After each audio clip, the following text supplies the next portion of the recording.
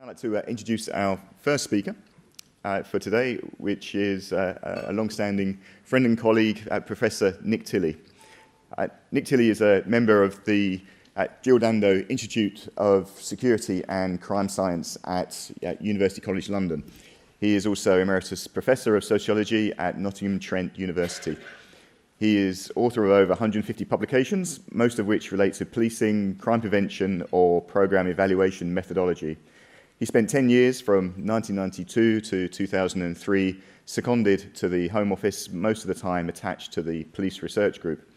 He was also a senior advisor to the Home Office East Midlands Research Team and Director from 2003 to 2007.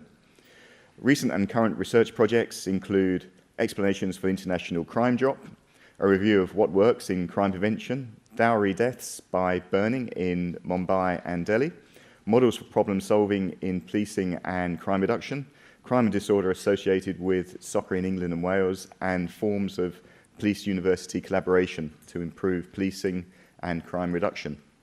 He was awarded the Order of the British Empire for services to policing and crime reduction in the Queen's Birthday Honours in 2005 and elected to the Academy of the Social Sciences in 2009. This morning, Professor Tilley will be presenting on policing, problem solving and crime prevention. Can you please welcome Nick Tilley?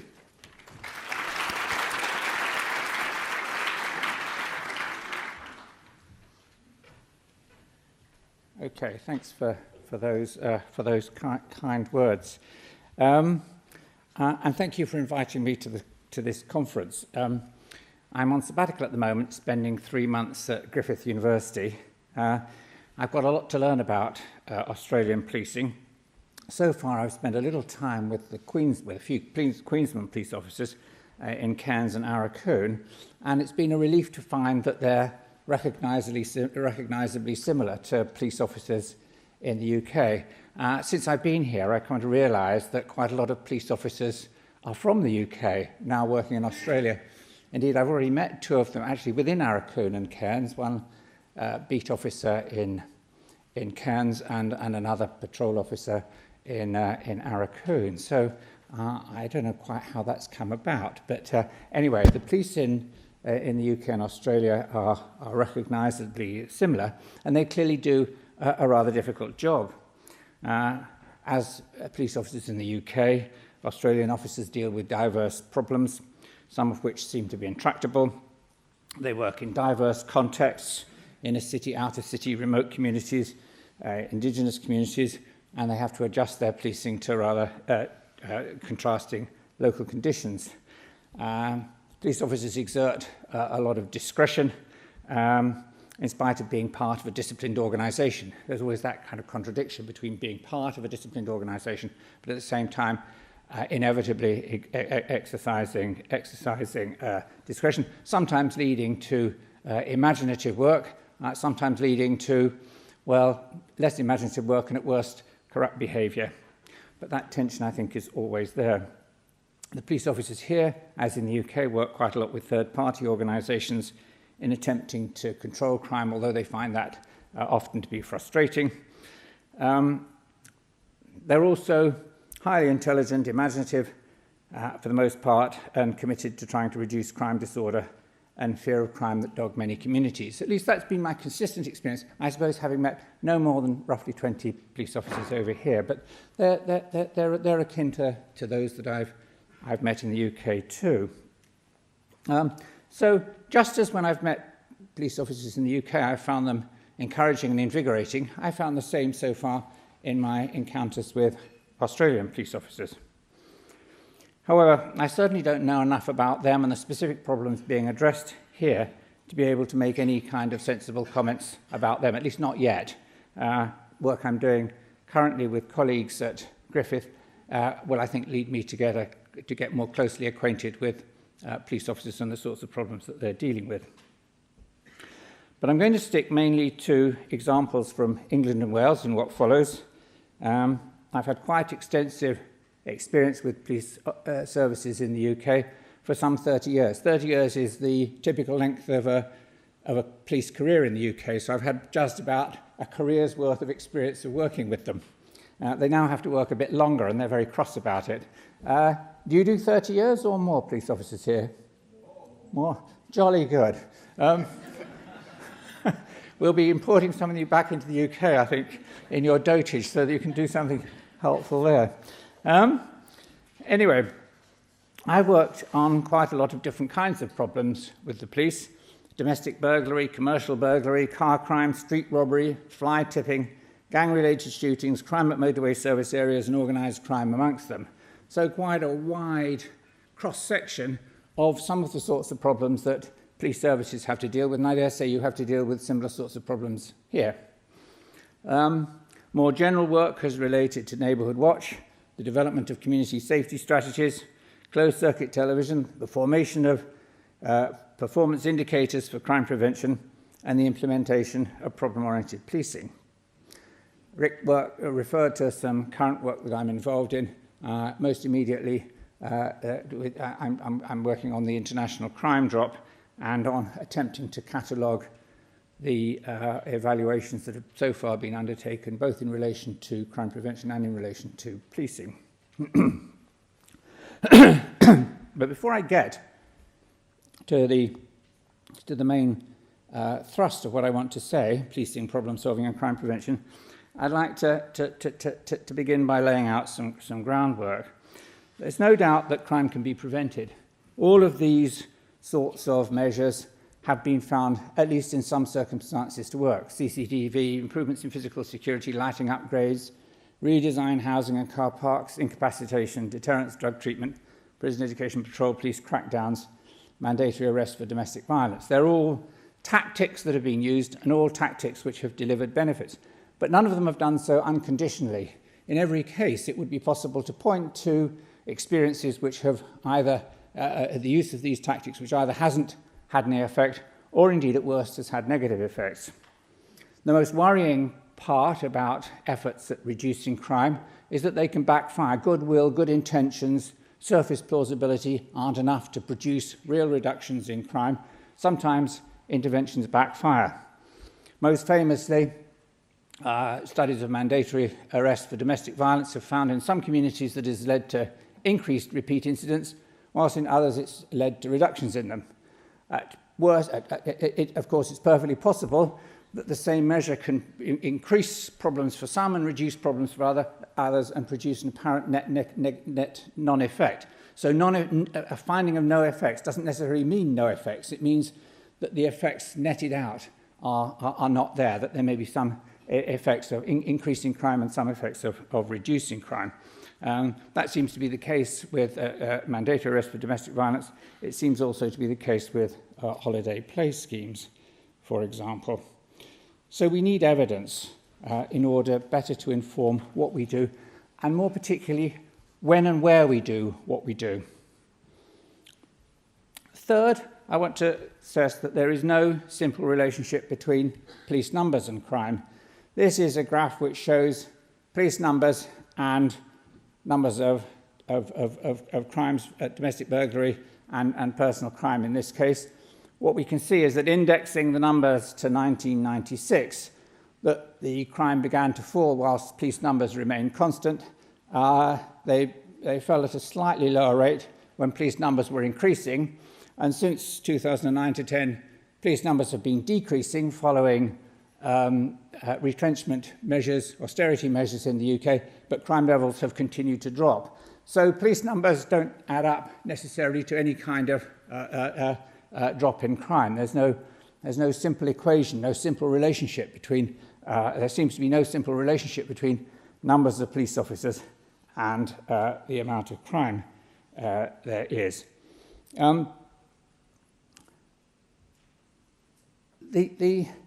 That said, of course, it doesn't mean that police officers make no difference to crime levels.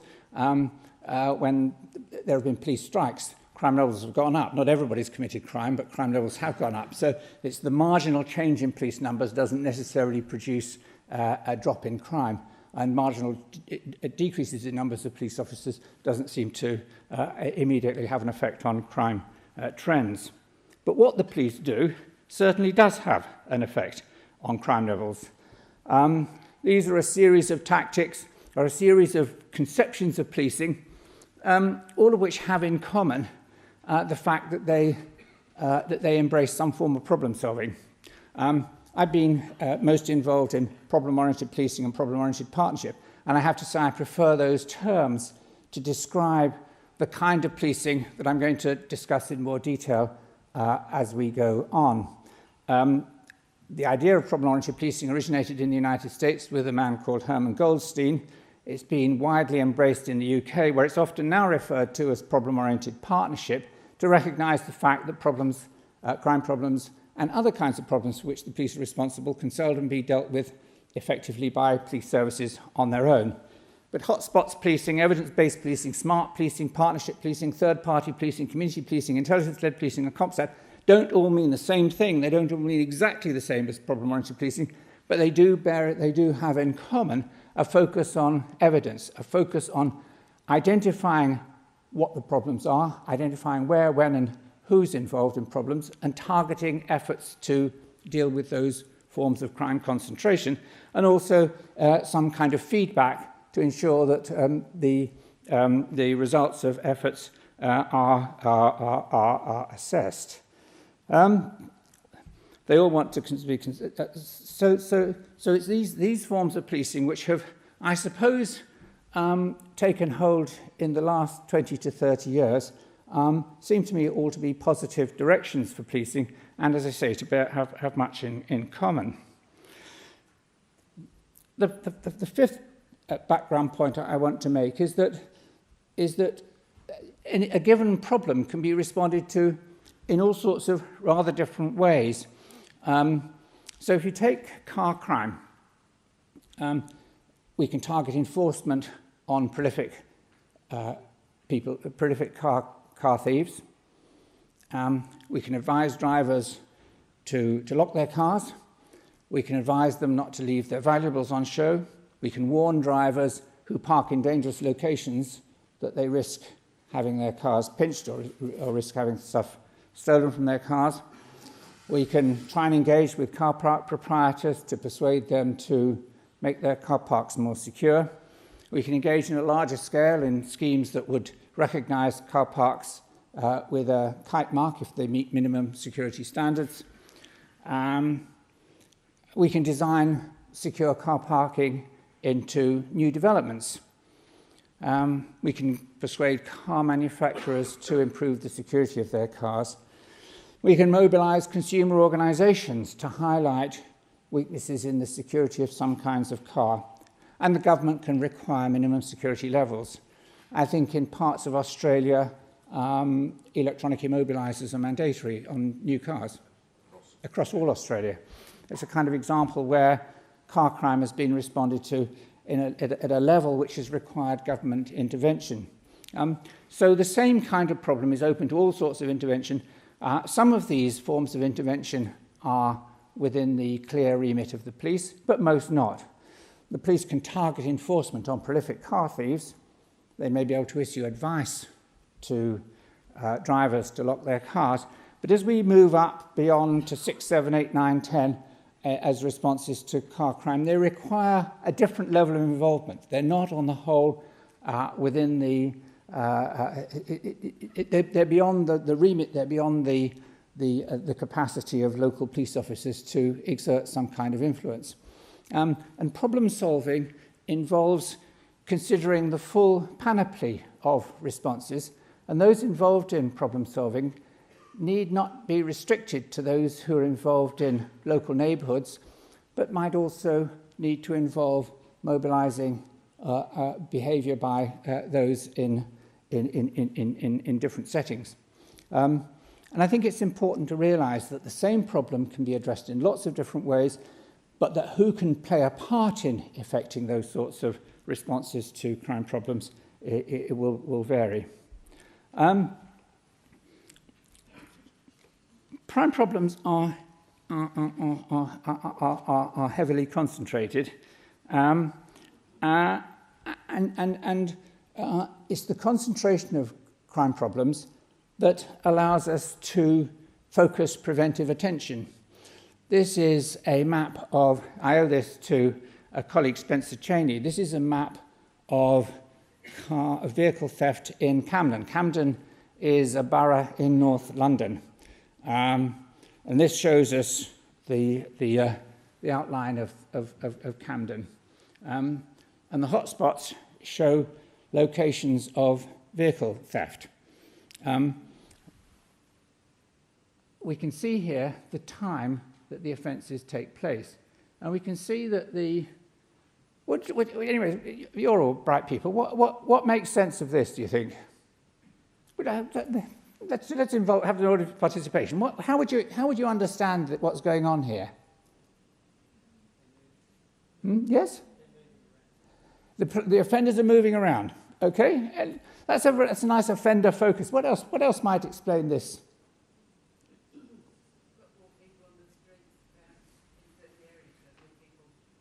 Oops. Okay, more people. Anything else? Well, that's where the car parks and main shopping areas. Yeah, that's the car park. Yeah, that might be it. Okay, all of those are quite plausible things. But what I should probably say is that just along there marks the boundary for charge for using.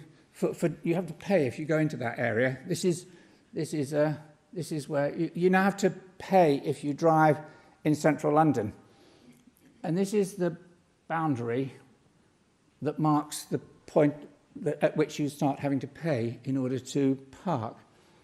These are residential neighbourhoods, and what we see here is that the cars tend to get stolen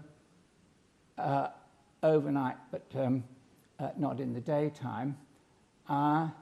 Here's again a residential neighbourhood.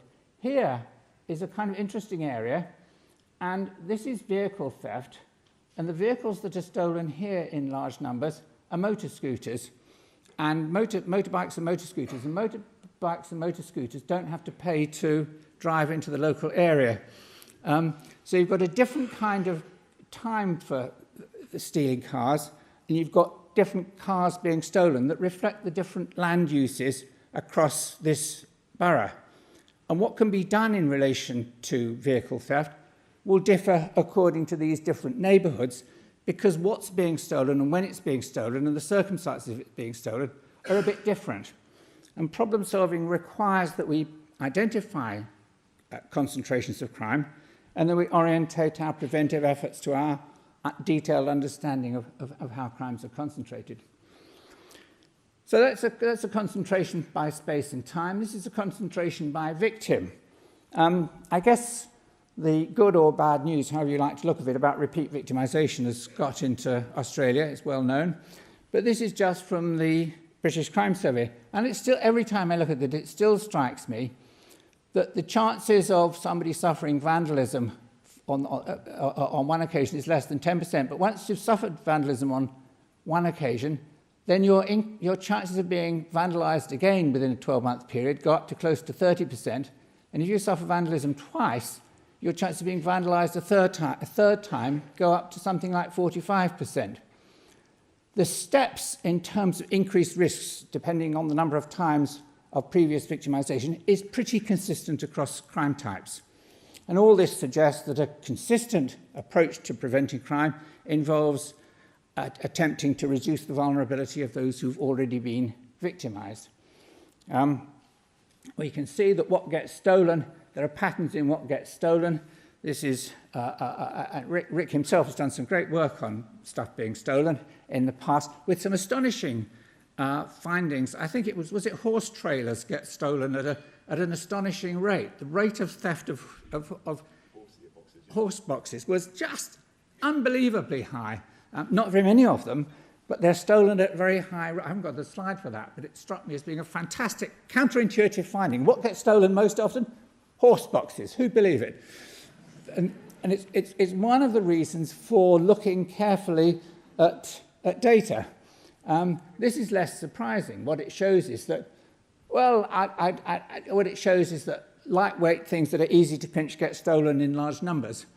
So if you look at the relationship between weight, value, and it's basically portability and value and desirability. Those sorts of things tend to get pinched. And when televisions became very heavy, they weren't stolen in very large numbers. Now that they're lightweight, I think they're probably stolen a bit more. But now that they're so cheap that anybody can afford them, once they become so cheap that anybody can afford them, they stop being stolen. So what gets pinched changes over time, but they have similar kinds of attributes. If they're light, they're high value, they're desirable, they're saleable, they tend to get pinched. And so we might want to focus our attention on making things that are typically easily stolen less stealable. One of the reasons why I think you made immobilizers mandatory here is because cars are stolen, have been stolen in very large numbers. Who commits crime varies. This is the most famous finding in criminology, which you'll all be familiar with, the age crime curve. Kids commit crime most often, and by the time you get to my age, if you're still alive, you don't do it very much.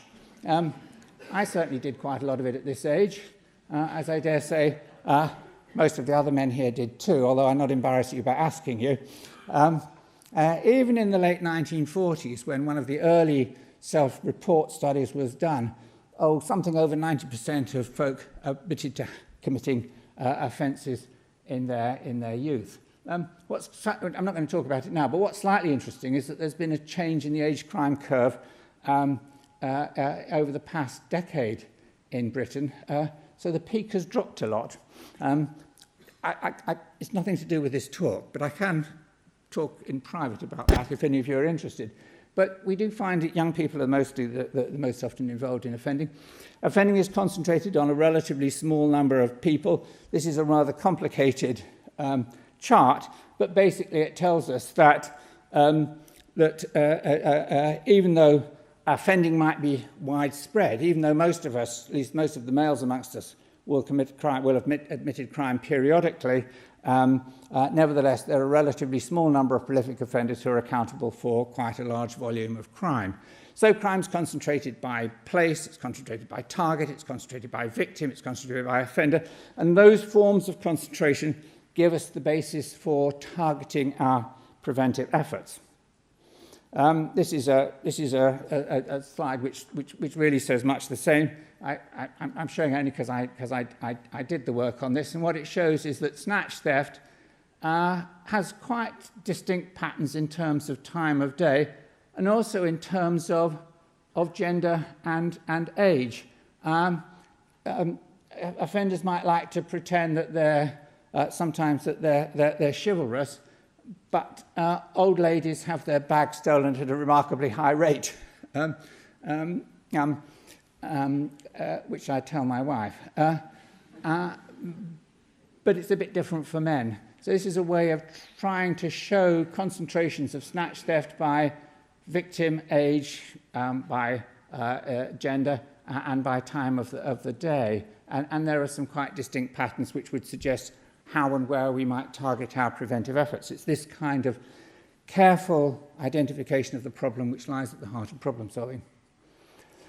So SARA describes the process that's widely used now, and are you all using the SARA model, where you have this pattern of scanning, which is basically what I've described so far, which is a really rather detailed outline of where and what the nature of the problem is. Analysis, which is not about understanding everything there is to know about a problem, is about trying to understand those parts of the causal process which are open to intervention. If we can't do anything about, in the short term, and I get into trouble for saying this, we can't do anything about patriarchy in the short term. We probably can't do anything about class inequality in the short term. We might not be able to do anything about ethnic relations in the short term. And all of those things are causally rather important in generating patterns of crime. But what we're concerned with, what problem-oriented policing is concerned with, problem-solving policing is to find some part of the causal process which is open to relatively immediate interventions. Richard came out with a great example yesterday, and I can't resist using it. If you're driving to a bend in the road and there's a cliff in front of you, do you want to wait till you've taught us all to become responsible drivers, Or do you want to put a barrier up straight away to stop people driving over the edge, or a sign telling them they're imminently going to come to a point where they might go across the road and they should prepare to turn to avoid the precipice? Even though part of the cause might be irresponsible young drivers, what problem-oriented policing is concerned with is trying to find some point of intervention which is relatively immediately open to change. And in the case of people, if people do drive over cliffs repeatedly, heaven forbid, putting a barrier in the way to stop them driving over is just what the problem-oriented policing people would do, rather than waiting till we'd all become responsible drivers. So we analyse for the points of potential intervention.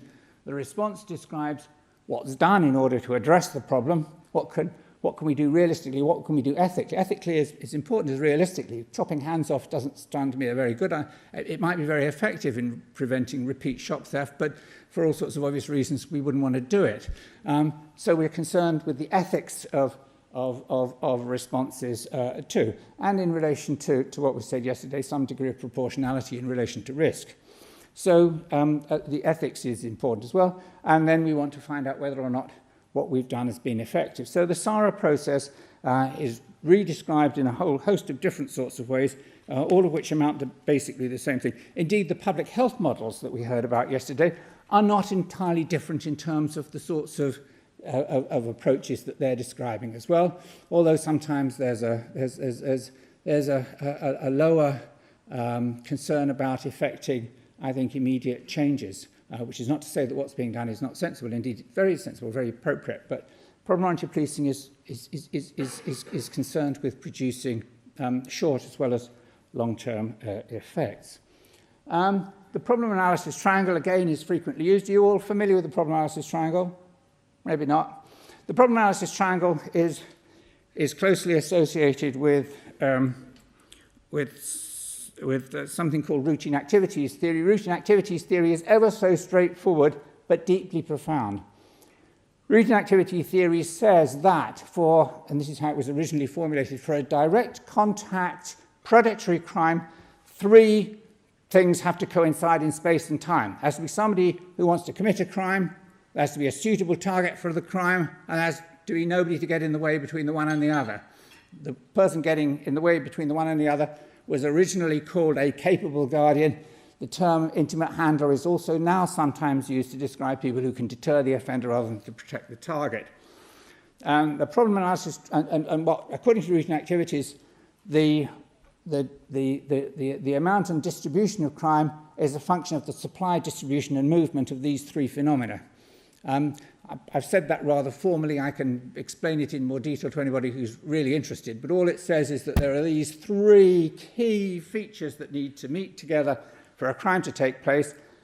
The distribution of circumstances in which they do meet with one another is a function, as I say, of the number, volume, change in the supply of suitable targets and likely offenders, and also the supply, distribution, and movement of those who can intercede between the two. And it sounds desperately simple, and Marcus Felsen, who's really been the chief developer and proponent of the theory, has been castigated for the simplicity of the theory, but it's hugely powerful. And it lies behind this problem analysis triangle. And what this tells us, in effect, is that if we can remove any one of the crucial ingredients for crime, the crime can't take place. So if we and this is I owe this to a man called John Eck, who originally developed the problem analysis. No, he didn't actually develop the problem analysis triangle, but he certainly produced this refinement of it. And what it says is that we can do things in relation to each of these three key features of crime to reduce the problem. So sometimes we want to concentrate, we pick opportunistically. What can we introduce? Handlers who can deter offenders. Can we introduce managers to make places safer? Can we introduce guardians to protect targets? Can we do something in order to change the design of space so that these three crucial ingredients don't come together? So all of this has been I've got the slides slightly in the wrong order. This kind of general approach to reducing crime, adopting the SARA process, using the problem analysis triangle, figuring out points of intervention in order to try and address specific problems, has been used very widely on a whole range of different sorts of problems. I've listed some of them here. Vandalism at an Oakham tourist attraction. The police there had traditionally tried to solve this recurrent problem by hiding inside the tourist attraction, watching out for kids throwing stones, and then running and arresting them. Very much a standard police response. The solution to the problem turned out to be to remove the loose gravel beyond the shying distance of the local people. Ever so simple, but actually not done. So this problem had gone on for years and years and years, and the desperately simple solution, remove the ammo, took a long time to develop. Car crime at a Leicester supermarket. This was again a problem in the close to the centre of Leicester, where cars were being stolen and there were theft from cars before most of the cars had immobilisers fitted to them. And the police response there had been it's good for overtime, the police there had lain on top of the roof of the supermarket with binoculars, and they'd had two-way radios with other officers covertly standing in the car park to try and spot people breaking into cars. So then they'd phone down and say, this car's being pinched, can you go and arrest the person? Quite expensive, not very effective. And in the end, what they did there, which is now very widely done, was to put people who collected the trolleys in brightly coloured jackets with security written on the back, and they went and collected these trolleys in a rather conspicuous way at the times at which the cars were being most often stolen. Again, quite effective, rather obvious, but not what was traditionally done. It required something of a change in mindset to adopt a different approach. Theft of outboard motors in a Norfolk marina simply involved the police, in conjunction with a local manufacturer, producing a rather brightly coloured cowling for the radio, which said, which in effect property marked it, fixing that and making the outboard motors then very difficult to steal. Huge effects in robbery. So these are all, glassing in Liverpool, I'll just say a little bit about that, partly because it relates to something of what Karen said yesterday about Glasgow. Glasgow looked horrendous. I was a bit surprised to find a UK city that was quite so bad as that. Liverpool has a reputation of being a difficult city. Glassing is a problem there, but glassing there is generally done with a bottle. Suppose this is a bottle. You break the bottle and you stick it in somebody's face. It produces horrendous injuries. They had what they call the problem solving in Liverpool involved what they called Operation Crystal, which simply prohibited bars and off licenses from selling beer in glass bottles, or indeed from using glass to serve beer at night. So the levels of glassing went down immediately. You didn't do anything about the motivation of people to fight one another, difficult in Liverpool. But nevertheless, the wherewithal to cause these horrendous injuries was removed with a substantial and short-term impact. So, vacation. I like all these projects, and I love hearing police officers talk about them because they involve often rather simple interventions, but ones that seem stupid once you hear about them, but whose imaginativeness comes out from the fact that they weren't used for years and years and years, and rather traditional approaches were used, which were rather expensive and ineffective. So, the charm for me of problem solving is the quick impact and the lateral thought that goes into them, often informed initially by the close specification of the problem, and some kind of analysis to try and find what we sometimes refer to as the pinch points. Where in the causal chain is there a pinch point? Where can we really make some kind of effect?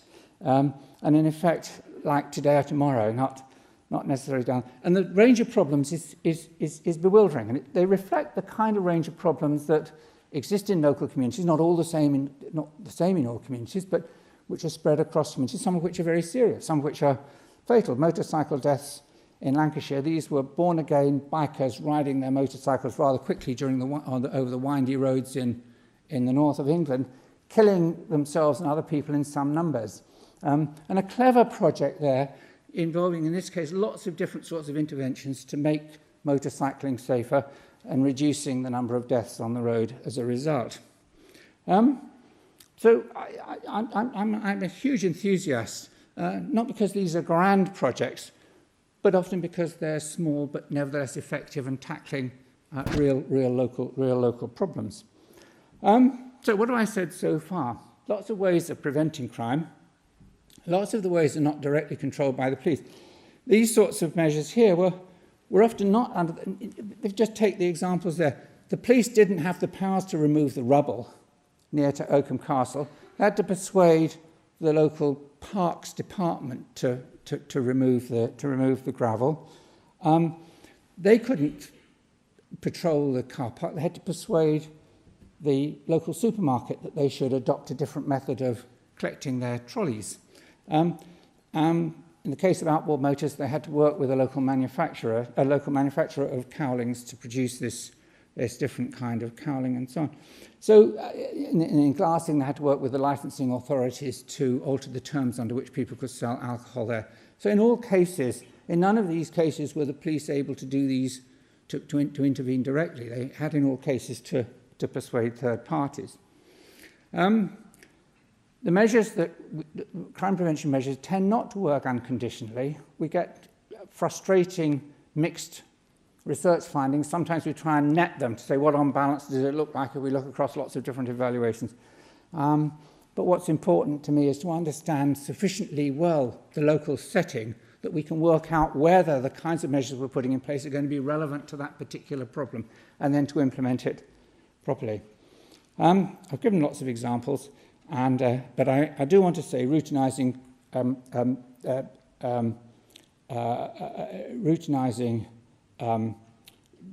problem solving is very difficult. And these are four kinds of hassles that have got in the way of making, even though it seems so blinking obvious, and even though it's so effective, and you can find so much enthusiasm for it, even though there's so much energy when people get involved in it, it still nevertheless comes and goes, it fades, it's done in a half-hearted and ineffective way. And these are some of the key problems. Data. I talked about trying to get a good picture of the problem. Horrendously difficult. Data are problematic partly because it's often poorly kept. Reports aren't always made. People don't share data. Karen gave a terrific example of people sharing data yesterday. She's done a fabulous job in achieving that in Glasgow, but it continues to be horrendously difficult, in particular to get health services and police services and social services to share data. And yet to get an overall decent, accurate picture of the nature of problems in local communities requires good data that's freely made available. Police officers will sometimes say, we're too busy, we don't have time to do this sort of stuff, it's an indulgence. Well, it's not really true. I won't go through the sums, but there's a kind of illusion of busyness, which I don't mind really upsetting people. I'm in a foreign country. But I've spent quite a lot of time patrolling with police officers whose general response to me is, you should have been here last Thursday, Nick. We were really busy. And that's typical. This is unusual. This is quiet. Something must have happened. And it's an illusion. People remember the busy times and they don't remember the times when they're not so busy. And I just don't buy into this no time. And sometimes there's a problem of ability. I talk about enormously competent and impressive and inspiring police officers, but there are some dodos too. The incentives can be a bit poor. Police officers in Britain, in particular young ones, you get them when they're a bit older, but young ones in Britain, really, they're fired with testosterone. They want to chase people and arrest them. They want to collar people. the result, and television programs partly contribute to this, the real result is arresting somebody. Stopping stuff is a bit boring. I think probably the same is true in health. Doing fancy operations is sexy. Health promotion is much less so. And the performance indicators that have dogged police services in Britain have sometimes directed people away from doing the sorts of problem solving that they might do. I recall going to a meeting on one occasion with a police officer I liked enormously, who went to this village meeting. The one thing that bothered people in this village was traffic. Traffic wasn't a performance indicator, so he spent his whole time telling them that they didn't need to concentrate on traffic, yet traffic was the big deal for them. The performance indicator was driving the priorities, not the concerns of the local community. There's something called the fundamental attribution error. Do you all know what the fundamental attribution error is? Well, some of you, I know we've got a bunch of psychologists here, you all know what it is. What this is in a nutshell is that I committed crime when I was a youngster because I was bored. I didn't do it because I was bad. I did it because everybody else was doing it.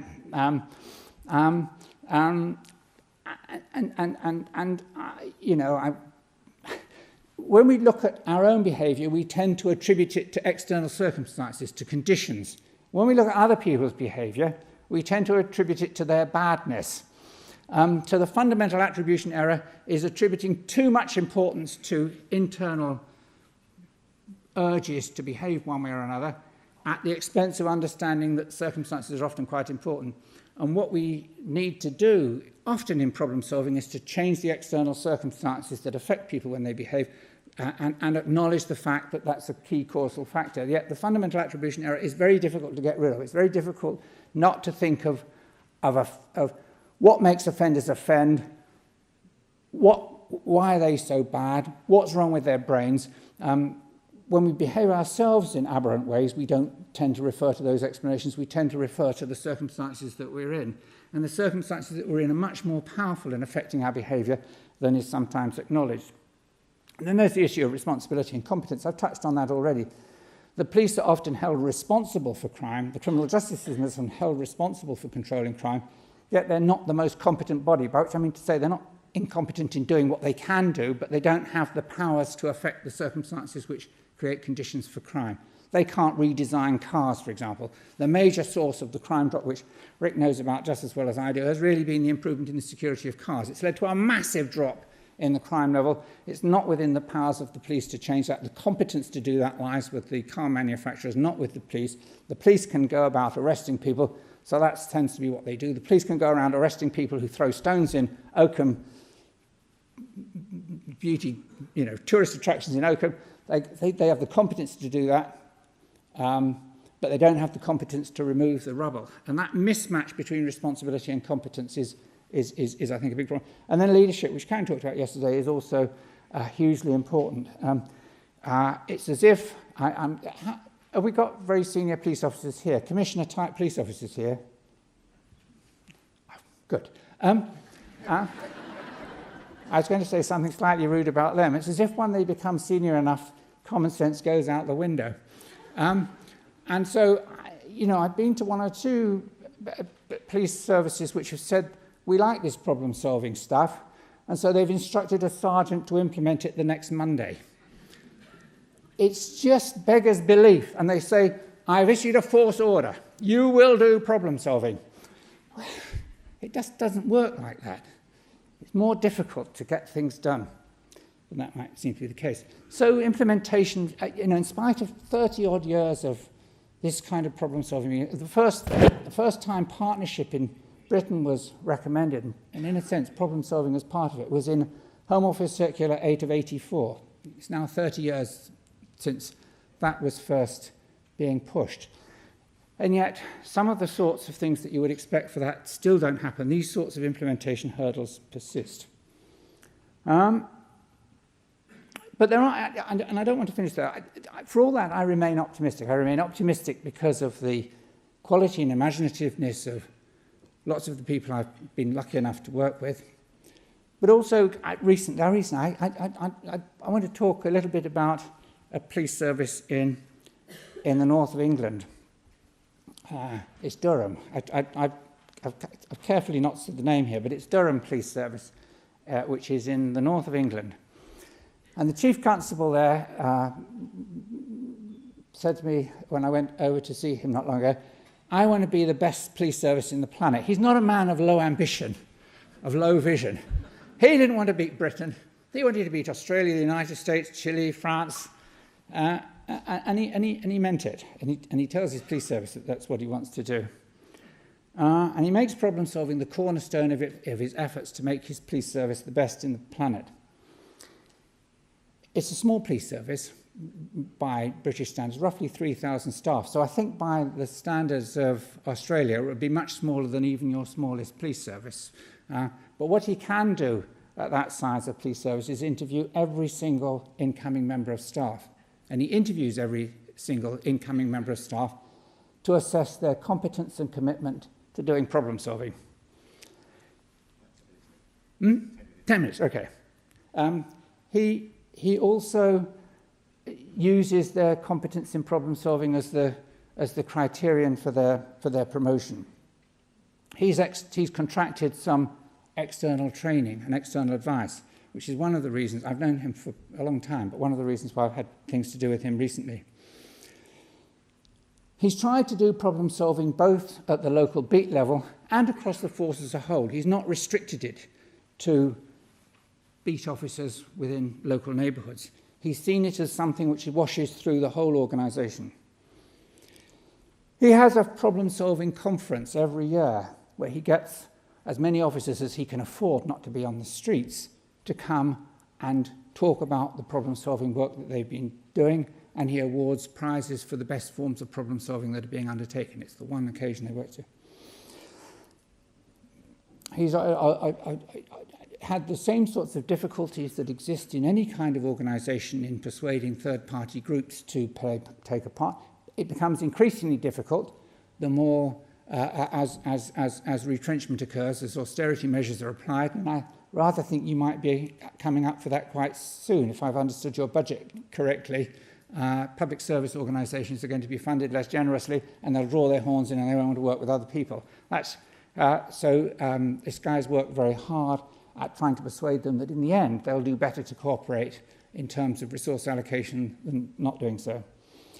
He's quite good at coaching staff. As I say, I've known this guy for at least 20 years.